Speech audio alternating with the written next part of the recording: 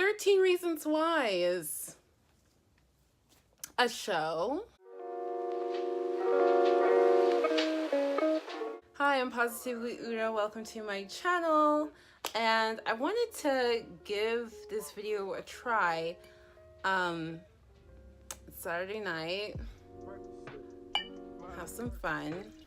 And I thought it might be fun to give a tipsy review of 13 Reasons Why from the perspective of somebody who is really into mental health care. I even worked in mental health care. And if you guys like this, and I know you like it if you give the video a thumbs up, if you guys like this, then I'll be doing more tipsy reviews of books, of success books, or shows that you request. I don't know. We'll see how it goes, okay? This is an experimentation. I don't know how tipsy I'll get. This wine was a gift. This is a Chardonnay. Okay, needs to be 21 or older. You know what I'm saying? I don't know how tipsy I'll get, but whatever. So 13 Reasons Why. I enjoyed the first season. I'll put that out there. I'm not one of these butthurt people. I thoroughly enjoyed the first season. I thought it was, I mean, of course there were things I'm like, okay, this is weird, doesn't make sense. But overall, I enjoyed the first season. The second season, however, it was just kind of like, why is this called 13 Reasons Why? Like, you just make a new show. It's like teen drama. It's like Dawson's Creek. The mental health version of Dawson's Creek. Oh, let's play a drinking game. Every time I say 13 Reasons Why, you have to take a sip. Oh, so 13 Reasons Why, I have to say, is the best show I've ever seen that highlights mental health. I think it's so important, especially for teens, because when you're a teenager and you're in school, you are so obsessed about what other people think of you. Like, everyone is messed up. You know, when I was in high school, I didn't realize that everyone was messed up. I thought I was the one that was messed up and everyone else was right, and that's why I couldn't fit in. I didn't know that everybody was just dealing with their own crap, and everyone is being selfish, and they don't have time to think about you, or they don't have the emotional capacity to really truly care about you because they're dealing with their own stuff. And when somebody's acting weird or treating you weird, they're probably going through some crap, and you just have no idea because you're a teenager and you don't think about these things, and you don't know, and you don't realize that almost everyone in high school is just as confused, if not more confused than you are. I'm going to try to guess the problems that everyone is dealing with in the show. By the way, shout out to The Rewired Soul. He's a YouTuber. He talks about mental health. I really dig his channel. I dig his stuff. So if you dig me, you'll probably dig him. And he's been posting all these videos about 13 Reasons Why, and I wanted to do a video on 13 Reasons, and I was like, I don't know if anybody will watch. I don't know if anybody cares. But he really inspired me to make this video, and I think it's fun. So shout out to you, Chris. Thanks for the inspiration. Okay, so first and foremost, let's talk about Clay. Clay. First of all, if I was his mom, throughout the whole first season, I was just like, if that was my son, he would have another black eye because I'm about to give him a dirty slap. I'm gonna give that boy a dirty slap him into next Tuesday for the disrespect. He disrespected his mama so much, and he keep disrespecting her in season 2, and it's just like, how much disrespect can one woman take? Like, first of all, your husband is disrespectful to you by, like, basically being separated and not, like, fully raising your son. And second of all, your son is just chronically disrespectful to you. And Clay, you could be like, oh, well, he's a teenager, he's going through stuff. But you know what? You can be a teenager and go through stuff and not disrespect your mama on a constant, chronic basis. So I couldn't stand you, Clay. Clay was annoying, self-righteous and all this, always angry, but you know, he was also hallucinating. May have been that he fell in love with that girl. That maybe he was really in love with Hannah. And now he hallucinating seeing her in the corner of his room talking about, are you real? Am I seeing things? Are you a ghost? Clay, baby. But I don't want to say that he needs professional help because, you know, there are cultures where that kind of thing would actually be normal. Like, that kind of thing where he's seeing Hannah all the time would actually be, people say, yeah, that's normal, that's expected. You're supposed to see that. And like, ain't that something? Just depending on your culture can determine whether or not people are gonna think you're crazy. I think Clay has anger issues or something. Let me know what you think. Justin is a drug addict, which is not surprising.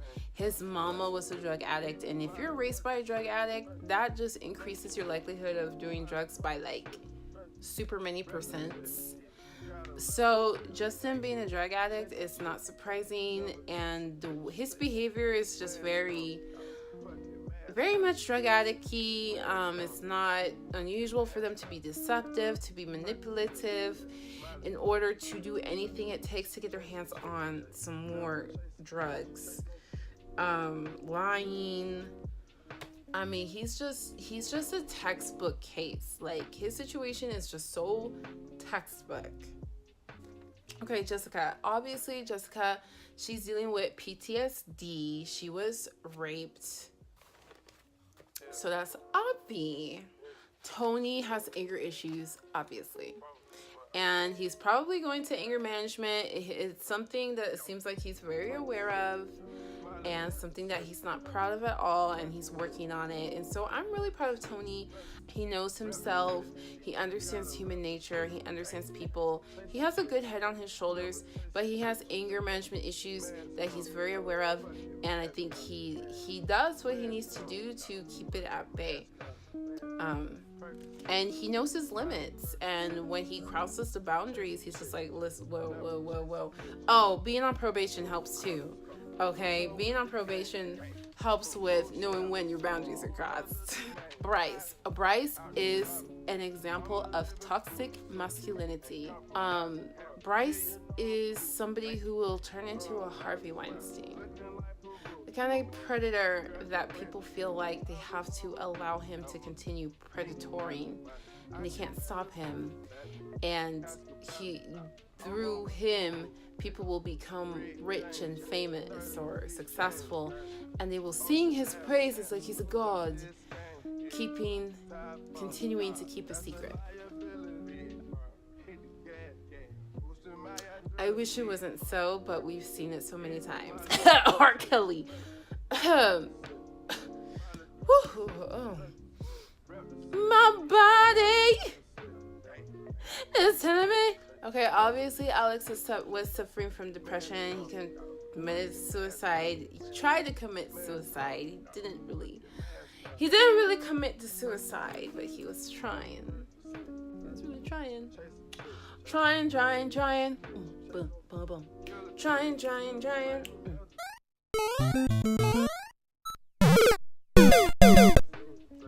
And you know what? Like, his story was kind of boring this season because he had memory loss, so he couldn't really contribute to the storyline, and they had to make up this, whoa, I just realized I'm gay. You know what? When I first saw him in season 1, I assumed he was gay. Zach has low self-esteem, obviously. You know that whole summer fling? That's like, oh, that fling wasn't in the tapes, and he's like, I guess she didn't want it in there. What BS? Like, the writers really... I mean, no, Hannah would definitely have included that summer fling in the tapes. It's stupid. It's like that whole thing was an afterthought. I thought it was stupid. But anyways, it's very, very really obvious that, what's his name? That Zach is obvious that he has low self-esteem. He just needs to get better friends. And I hope him and Alex can be really good friends. Chloe. Who's Chloe? Oh, Chloe. She's a perfectionist. She's a perfectionist, so she's hiding something. Like, she's going through something. There's something with her, but she's never going to show it. And this season, she does not show it. She's just a perfect little pink angel. Okay. She's probably been raped, and she might be coming to terms with that she, in a way, allowed herself to get raped or talked herself out of calling something that happened rape. Which sucks, okay? Who's Ryan? Do y'all remember who that is? Oh, yes. The gay guy. Okay, he's lonely. I mean, they didn't really develop his character very well, to be honest. You know what? There's so many gay people in this show. This show is like the most gay people I've ever seen. That's so interesting. I can hear the Christian moms screaming against the gay agenda now. Tyler. Ooh. Poor Tyler. He's been through a lot. Unfortunately, he's the stereotypical quiet white guy that you don't want to cross because he would be the one to shoot up the school. I don't know when y'all gonna learn to stop messing with these quiet white boys. Like, literally stop. Okay? How many school shootings need to happen? Like, stop bullying the quiet white guy. Like, leave him alone. Like, stop. And Tyler's just a whole mess of worms. He's just a whole can of worms. I can't with Tyler. Okay, I cannot with this boy. Cyrus is an edgy friend, and I liked him. You know, every high school has a kid like that. I was friends with kids like that. They're just having a good time, trying to be anti the establishment, whatever, and it's fun. I mean, can't lie, it's fun. And his sister Mackenzie, nothing really special about her, honestly. I guess living on the edge with her brother has made her not care about the same things that other teens care about, and that left her open to loving Tyler, which, you know what? Tyler suffers some toxic masculinity as well, because when he calls Mackenzie and he's like, yeah, let's go to the dance together, and she's like, oh, sorry, I moved on. That added to his pain that led to him wanting to shoot up the school. I guarantee he would look for Mackenzie and shoot her. That kind of ish is toxic masculinity. Just so you know. Nina's the friend who was telling Jessica to go get group therapy. She's in denial. She has PTSD really bad. Like, she doesn't need a group therapy. She needs, like, a legit therapist. She needs her own therapist because she's a hot mess. Okay? And the last person I have is Sky. And I really like Sky. I think Sky was the best portrayal of mental illness. Because she was a full person. She was a full character. And the mental illness was a part of who she was. It wasn't, oh my. She was diagnosed with bipolar. Now the story shall commence. And it wasn't like that. It was just what she was doing and experiencing, I think, is real. And I think a lot of people go through it. And I think somebody out there can see Skylar and be like, yeah, I relate to that story. Like, it's a real story. So I really like Sky. Did I call her Skylar? Oh, I hope I didn't call her Skylar. But thank you so much for watching. I hope that was fun and entertaining. Let me know in the comment section below your thoughts. What do you think is going on with the characters of season 2? 13 Reasons Why. And did you like it? I didn't really like it, to be honest. I thought it was too teenage drama. Too much teenage drama. It wasn't a suspense thriller type of thing. It was teenage drama. But you put some mental health in there. Like it. If you like it, leave a comment below. Make sure you hit subscribe so you join the success squad. And until next time, it's my pleasure to infotain you. Much love, much luck.